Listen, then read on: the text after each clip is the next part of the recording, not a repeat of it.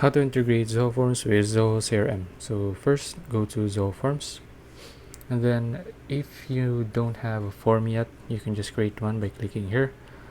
But for this example, we're going to use the form that I already created. So just hover your mouse over the form and just click on edit. And then what you're gonna do next is click on integrations. Click on integrate, and then choose which module you're going to use. For this example, we're going to use leads, and then the layout is I'll just use standard. For the company, just choose for the field mapping for the company, just choose email, and then the last name, just choose single line.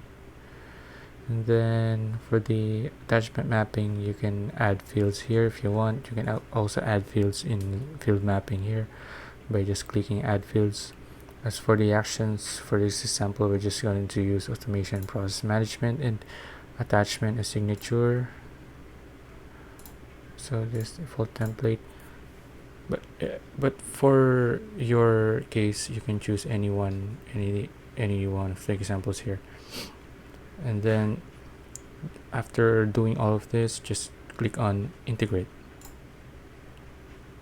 and that's it.